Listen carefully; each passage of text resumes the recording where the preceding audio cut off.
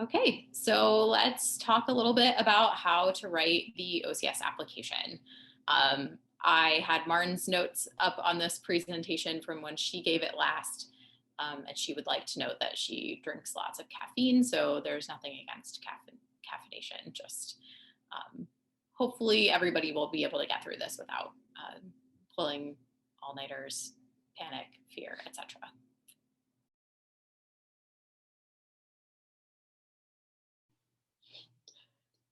These are the pieces of the application. You have the transcript consent. There is an alternate program questionnaire. This is not required, but if you don't have an alternate program, please do let us know. That said, at this moment in time, it's probably a good idea for everybody to strongly consider an alternate program. So we would strongly recommend that, but it's not required. Just hit NA if you don't have one and then submit it. Faculty recommendation, you do have the option to view the recommendation, and when you do that, of course, you could print it out. However, we are not set up to take it printed out, so please use the send electronically to send that to your faculty recommender. That is by far everybody's favorite way to do it. If you have not sent that out to a recommender yet, you need to do that right away. The departmental approval form, this is an eTreeve form. So you'll click on the link in Studio Abroad and that'll take you in to Banner. You'll have to log in again probably, and you'll be able to fill that out. We've had a few questions about people not being able to fill out the form. And the number one reason you wouldn't be able to fill that out is if your major is not listed as declared in Banner. So if you only declared your major yesterday, it may not be processed yet, and then you wouldn't be able to actually go forward with selecting your advisor to submit the approval form. So if that's the case, you'll have to wait for it to get processed, and once it's processed, then you'll be able to send the form out. And last but not least, the main thing we're going to talk about is the OCS proposal. All of the parts of the application are due on Monday, the 15th. We do not accept late applications. You will be able to log into the system until 11:59. However, we are not going to be around answering questions at 11 o'clock at night. So don't assume that you'll be able to get a last minute answer just because that's the deadline. We are not going to be answering our email after 5 o'clock. So don't wait till the last minute. General thoughts. This is an opportunity for you to convince the committee, and we really view that you are in control of your application process. So it's not up to us to say, oh, well, we know this is a good program and you should be allowed to do it. You really want to make the case for why it's a good program for you. It's not likely that your application will be denied, but we do deny applications. A denial means you really just did not have the overall application that we are looking for someone to go. What also happens more frequently than a denial, though, is a rewrite. So if your OCS proposal is not up to par, we are very likely to ask you to rewrite some or all of your proposal. I feel like it's better to get it right the first time. So definitely the fact that you're here, like, pay attention and get the questions answered thoroughly. That way we won't have to ask you to rewrite the application. But if we do reach out and ask you to rewrite, that doesn't mean it's a denial. It just means we need more information to be able to approve it. Make sure you actually answer the questions. If there's more than one part to the question, then we actually do want you to answer all of the parts. Try to be specific. If you can give an example of what you mean, that is really helpful. Often people will say, I've learned strategies for how to do X, and then they don't elaborate at all on any of those strategies or tell us what those are. You really need to say, I've learned strategies such as meditation, or whatever the strategy is that you're talking about, but give us examples of what it is that you mean. All right, so the OCS proposal, this is really the the meat of the OCS application, or the tofu, if you will. This is your chance to tell the committee what it is that you want to do, why it's important to you, and make that case that is compelling, convincing. It is off-campus study. We don't just call it the travel office. It is supposed to be enhancing your education. So we expect that there will be some fun times to your off-campus study. We expect that there will be things that are not just about study, but you do have to make the case for why this is going to be something that enhances your education at Kenyon. That doesn't mean that it has to be only tied to your major. You can learn lots of things. You're liberal arts students, and you probably have lots of diverse and wonderful interests, and we hope that you do, and we want to hear all about those. But we want to hear about the things that you're interested in an educational context in particular. Okay, so I'm going to go through the actual questions that are in the OCS proposal. You are welcome to pull up your proposal if you want to be looking at this right now. The first question is, what are your reasons for choosing this program? For some of you, some of us have talked about this already, but the proposals are reviewed by a committee, and it's not just people from our office, it includes faculty. So you should not assume that we already know the answers to these questions. What are your reasons for choosing this specific program and the classes that you've listed on your advisor form? So on your advisor confirmation, you have to list classes. Yes, we can go back and look at what those classes are, but it is not a bad idea to give some examples of specific classes that you are interested in and why you've chosen them. And then how will this program connect with your studies here at Kenyon, both before and after you go?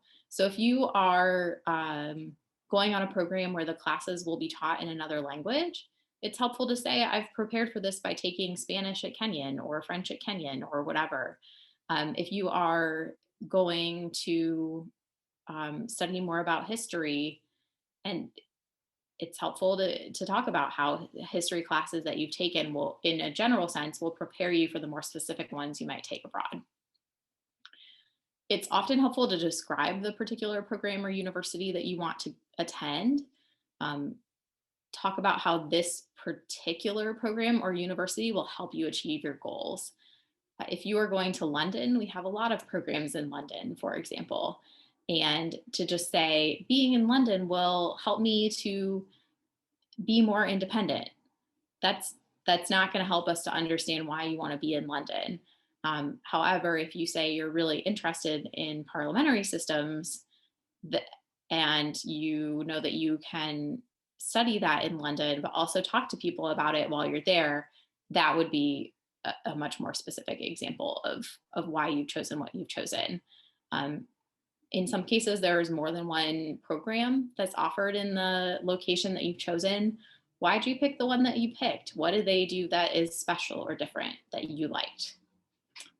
And how will these courses and this program build on your education to date? Do you think that this will affect what you do in your senior year when you come back? Is it something that you've always wanted to learn more about and might pursue in a future career, even if you haven't had the chance to take it at Kenyon yet?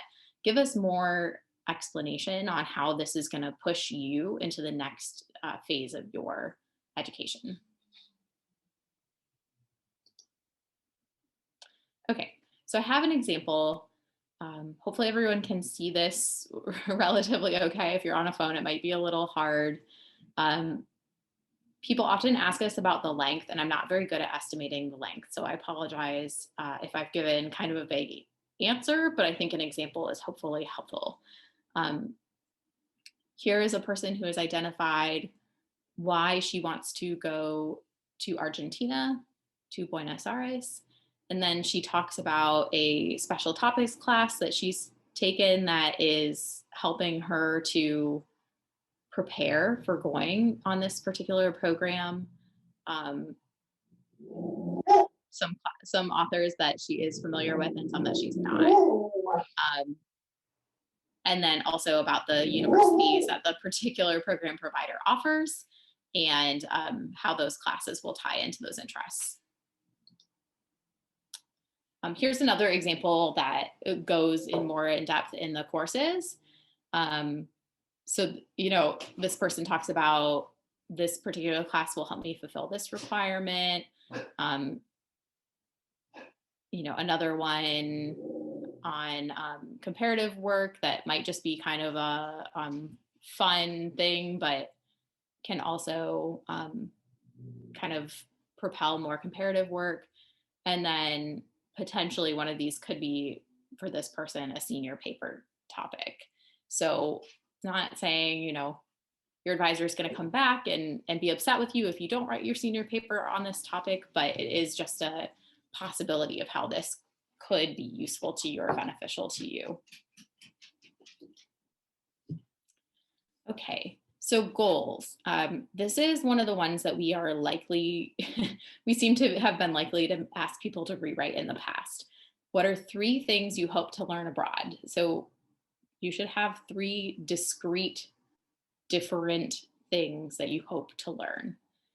For one of these goals, we want you to actually go through and outline it and talk about how you will make it a SMART goal. If you are looking at the OCS proposal, then that word is a link. And so you can click on it and see more about how we kind of envision you being able to make the most of your experience. But SMART has a meaning.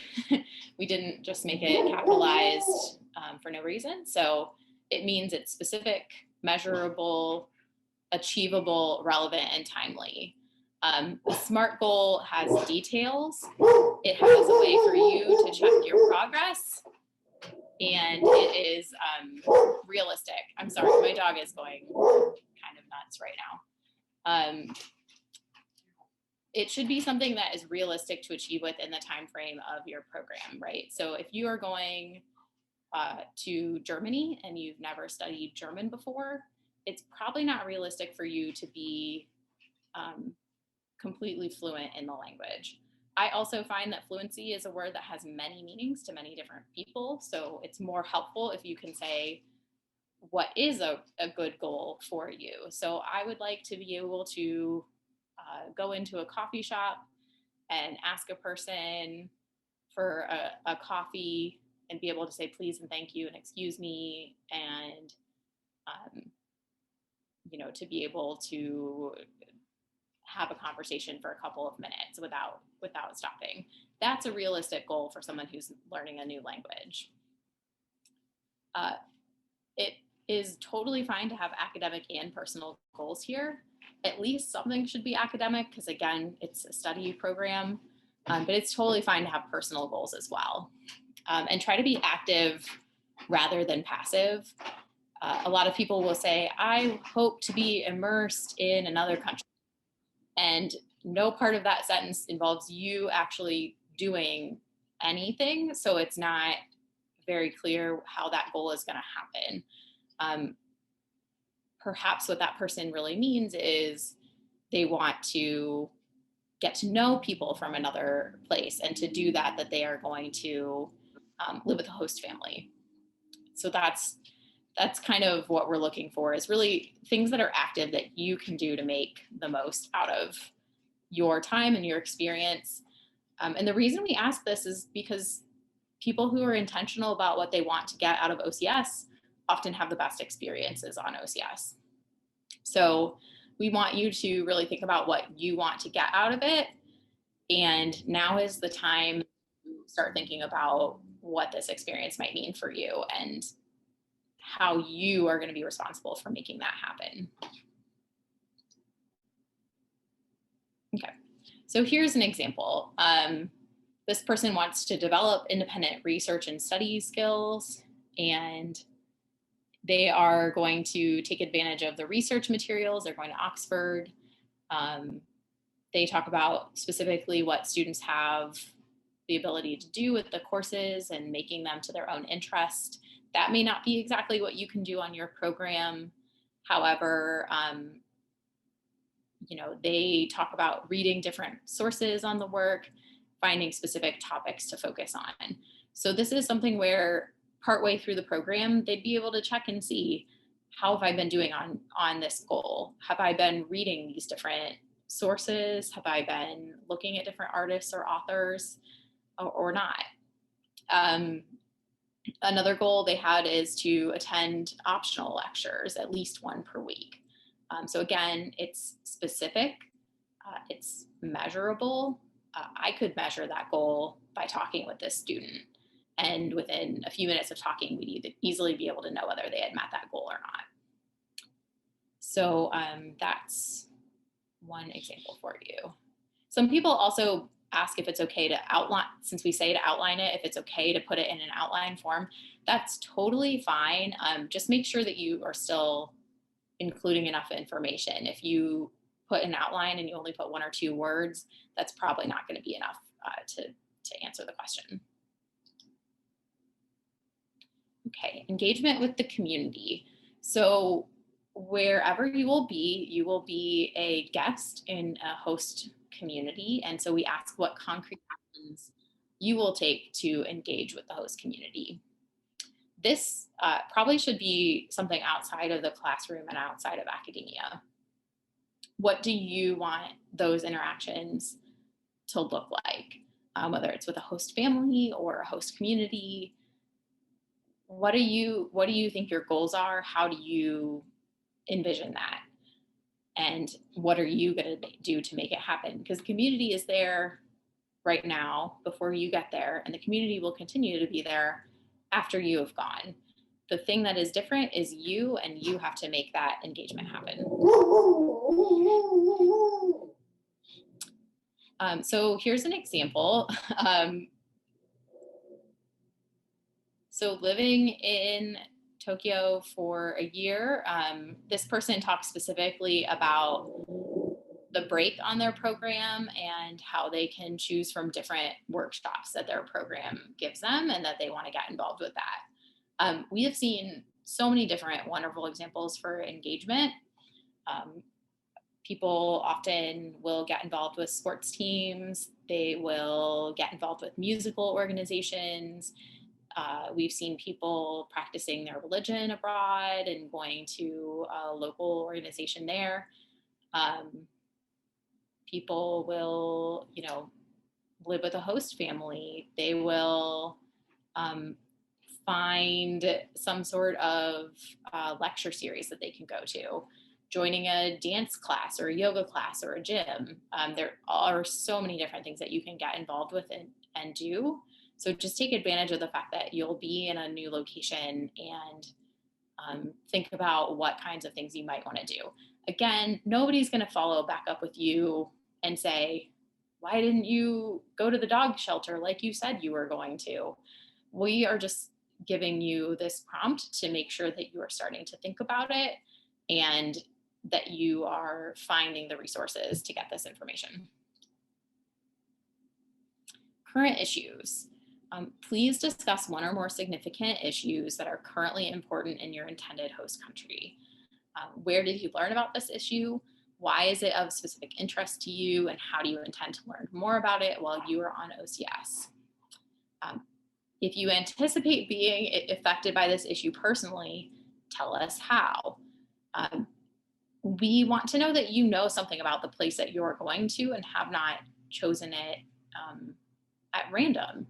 Again, this is an educational opportunity, so show us that you have done your research. You've all learned through your classes at Kenyon how to research different topics, and so this is your opportunity to talk about that and show what you've learned. So here's an example. A student talks about the German word for renewable energy, but she also goes in, she's got sources and things as well, but she goes into, what is interesting about it for her. The cost has raised consumer prices, but there's still support for it. And then how she will learn about it is taking a class or joining a group, and then also talking with classmates. And then she ties it back to why that's important for her that she was involved in ECO at Kenyon. So, I would much rather read an article on my own, but if you're going to tell me something, I want to know what you think is is important about it to you, and why you've picked this as an issue that's important to you, but then also how you learned about it and why it became important to you. So in this case, this person talked about visiting a friend, and her mom called it asparagification to put up windmills. So, tying it into your experience, but also being able to cite information and data as well. Okay. This question is sometimes difficult for people to address, so we can talk a bit about it. While on OCS, students may experience many different kinds of challenges, such as a new learning environment, encounters with roommates or host families, unfamiliar culture, or differing values. What challenges do you think you will face while you're abroad, and what skills will you use to overcome these challenges? That last part of the question is important, and a lot of people miss it. So it helps to try to reflect honestly about the identities and skills that you have and that you bring to the table. You can consider academic challenges, differences in educational philosophy of the program, the way that programs will be taught. Those are very frequently different for students. You can also think about how it might be different in a new country or culture, especially if you are studying outside of the US. You might also think about other challenges that are unique to you. If you are someone who relies on certain family or friends and you will be away from them, how will that be a challenge for you? But what other skills do you have to address them? And then are there other resources that you will need to rely on, and how will you get those resources? So if you are accustomed to seeing a counselor on a regular basis, is that going to be something you'll be able to access abroad? If not, what other skills have you learned that will help you to be able to work through that instead? If you are someone who really relies on people with similar values from you, and you're going to be confronted with differing values, what experience do you have? What skills will you use to help you work through that? So here's one example. I really like how this person talked about joining a new team and transitioning from high school to college, and then how those skills, while not exactly the same as what she would experience in this case in China, were things that can be referenced and used to help build upon.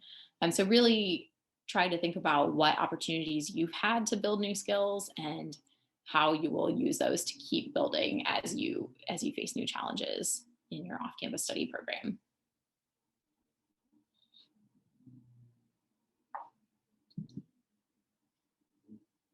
Right. This one is a yes or no. Have you met the second language proficiency requirement at Kenyon already? If you're in a class right now that is fulfilling that requirement, you can say no, but your plan to meet the requirement is to finish your classes this semester and pass them, and that would be fine. Although we require you to take the host country language while you're off campus, that rarely fulfills our proficiency requirement, because 1 year of Kenyan language is typically more than you would get in 1 semester of an off-campus study program. So we want to make sure that you're aware of that and that you have a plan for finishing the language requirement. Are you applying for the spring semester? If you're applying for the year, if you're doing a split year program where you're doing one thing in the fall and one in the spring, you can say no to this.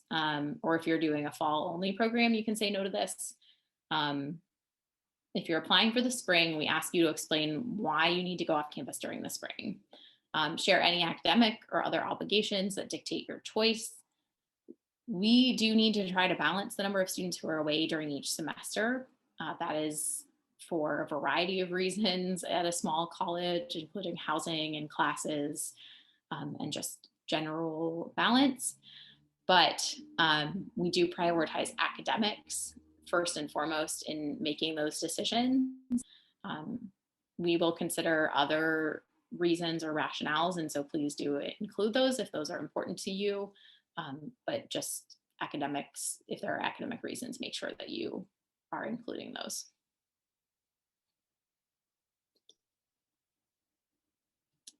Rationale for split year only. So if you are doing one program in the fall and another program in the spring, you answer this question. Otherwise, you can just leave it blank.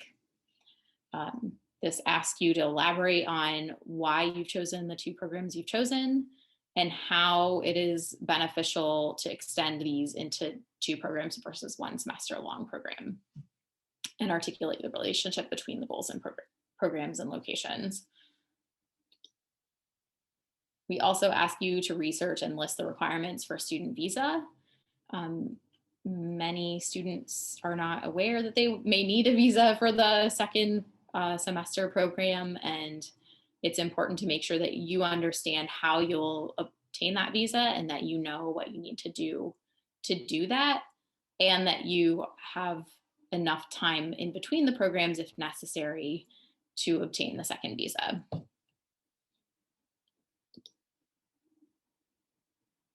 Okay, some final thoughts here. Make sure that you proofread your work. Some people say read it backwards.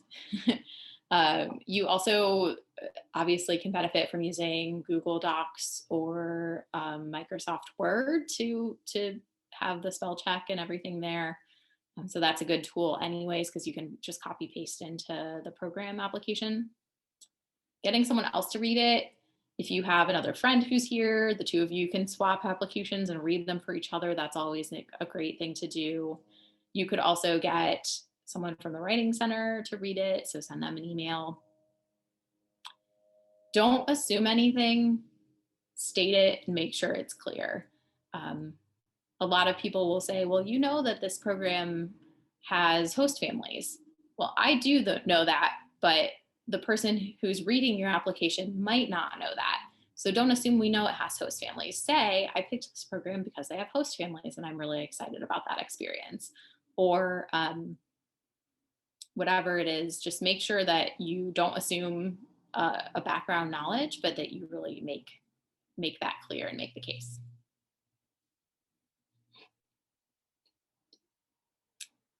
Okay, at this point, I'm going to take some questions just to let you know this is my email. If you have any general questions about OCS, you're having some last minute decision questions, let me know, send me an email. This is again the Writing Center at Kenyon. And then last but not least, we are going to have some open office hours on Zoom. Those will be on Monday from 10 to noon and 1 to 4. So instead of you coming into the office, we'll be on Zoom, and that way, if you have any questions, you can show us your screen and we can see what you're looking at. And I will email this link out, but you have the link here if you want it for Monday, if you have any last minute questions.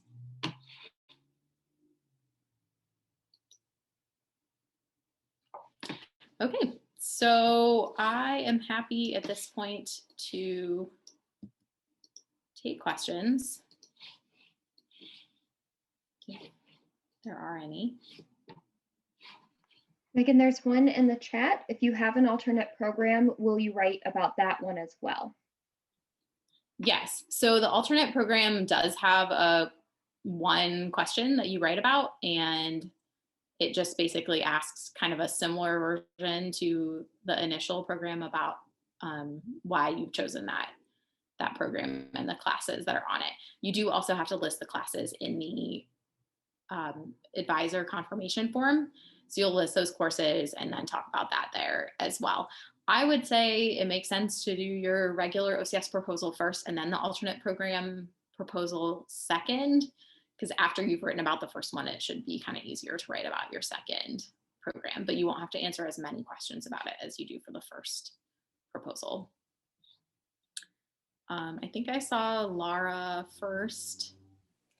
Yeah, so I was wondering, in the like advisor confirmation form, Mhm. so like I'm applying for spring and some of like one of my programs doesn't have like their dates yet up as far as I could see. Should we just put like a general? Yeah, if you can find this year's dates, if they had any dates for this year, that would be, you could just use those as a um, baseline. Okay. And if you can't find that, then just put something general like early February to late June. Okay. And then for like the deadline application for like a spring one, can I just use like this year's date? Yep. Okay, perfect. Those rarely change much from year to year. Okay, Molly. I tried to send a faculty member the electronic request, the electronic recommendation form, but he says he never got it. Can I resend it? Is there a problem with that? Sam, do you know? I am looking that one up right now. Okay. Give me like, maybe take another question and I'll get back to you, Molly. Joseph, do you want to go next? Yeah, sure. I just had a question about the brochures and like the information on the programs because on most of them they have like a lot of information, even like some reviews. But on one of them specifically, the Cuba uh, program, they have no information if you click on their name. So go to the program homepage, and that's probably the most up-to-date information. We just have what the programs provide us, and occasionally they'll like send an update through, and it doesn't go through to us. Also, the evaluations are only as good as students doing them, which sometimes people don't do an evaluation for their program, so then we don't have a review there to post. Molly, I am answering your question directly to you in the chat, but I will say that if anyone else has this problem, this is a weird kind of known issue that so far has only affected about 6 to 8 people. If this happens to you, just send us an email. I resent a whole bunch of them. Actually, if anyone had put in a request before like yesterday morning, I resent all of them as a reminder to faculty, so they've probably gotten it now. Okay, thank you. Joseph, do you have another question? Sorry, I didn't lower my hand. Oh, that's okay. I was But like, I still clicked on the, like I did what you told me, and I clicked on the program, and just nothing pops up for the brochure. like, is there an error message? It says this is all that this is the program brochure and all the information is here. And at the top in the address bar, does it say IFSA Butler or does it say Kenyon.studio abroad? It says IFSA Butler, and then the university. That means there's an issue on their end with the program. So Okay. If that doesn't clear itself up in probably like 15 minutes is what I would give them on that. Yeah. Then I was just wondering how you search up the classes that they offer if nothing pops up.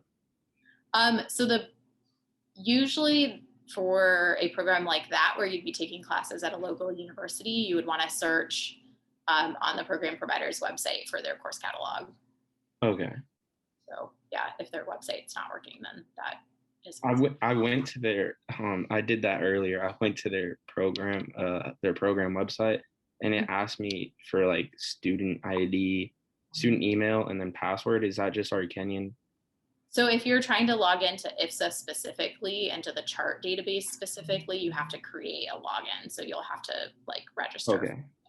But okay, thank you. A link to the university course catalog that isn't through chart. Okay. Yeah.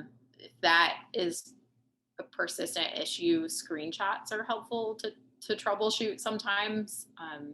Because if you email me screenshots, I can say, click here or like scroll over to this. I think I saw Laura next and then Eva. This one's kind of a quick one, but like for the GPA, I think the advisor form again, I couldn't, so my program had prerequisites, but I couldn't find anything with a GPA. Should I just like leave it blank, put an A?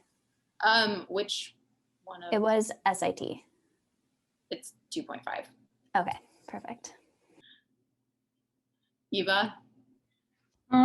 This might be a really dumb question, but should I send an email to my recommender before I submit the digital request, or is that like the equivalent of like asking them?